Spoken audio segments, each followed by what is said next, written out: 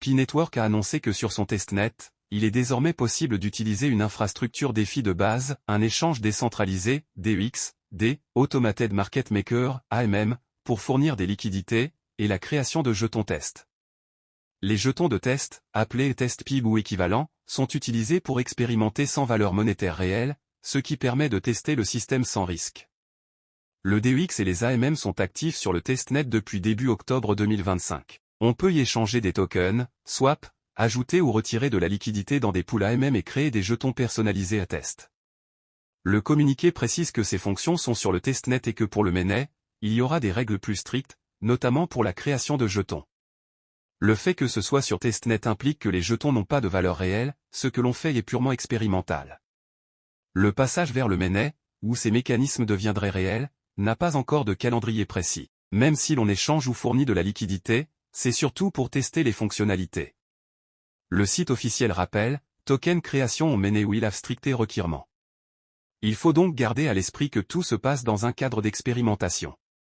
L'intérêt de cette phase est qu'elle montre que Pi Network cherche à passer d'un simple mining mobile à une véritable infrastructure blockchain avec défis, jetons et échanges. Pour un pionnier ou un développeur, c'est une occasion de tester des idées, création de jetons, des APPS intégrant échange ou liquidité, sans risque financier. Cela prépare le terrain pour des usages futurs plus solides et une utilité accrue du jeton Pi. Pour participer, il suffit de passer en mode testnet dans l'interface Pi, d'obtenir des test Pi ou jetons de test, d'essayer un swap sur le DEX, d'ajouter de la liquidité dans une pool AMM ou de créer un jeton test et observer son comportement. Il est également possible d'expérimenter l'intégration de ces éléments à une application. Il faut toutefois rester prudent, ne pas confondre testnet et mainnet réel, vérifier les conditions d'utilisation et garder à l'esprit que les gains potentiels ne sont pas réels. Le testnet est un environnement d'essai, utile pour comprendre et améliorer la technologie avant le déploiement final. Le 28 juin 2025, lors de l'événement EPI 2D 2025, Pi Network a aussi lancé deux outils majeurs, Pi App Studio et Ecosystem Directory Staking, EDS. Pi App Studio est une plateforme no-code, alimentée par l'intelligence artificielle, qui permet à des utilisateurs même non techniques de créer des applications dans l'écosystème Pi. L'EDS est un mécanisme par lequel les utilisateurs peuvent staker des jetons Pi pour promouvoir la visibilité d'une application dans le répertoire de l'écosystème. Après le lancement, plus de 34 800 pionniers ont utilisé App Studio, et plus de 21 700 applications ont été publiées, avec environ 37,7 millions de Pi stackés dans environ 1450 applications. L'idée est de démocratiser la création d'APPS, n'importe quel membre peut concevoir un jeu, un chatbot, ou un outil utile pour la communauté. App Studio ne garantit pas que toutes les APPS soient de haute qualité, car il s'agit encore d'un écosystème en développement.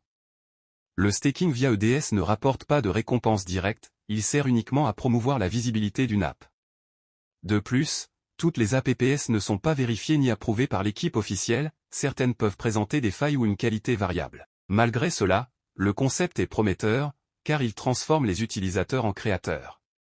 Une application populaire peut générer de l'engagement et même, à terme, des revenus selon son modèle. Le système de staking crée une économie interne basée sur le soutien communautaire, plus une app reçoit de Pi en staking, plus elle devient visible.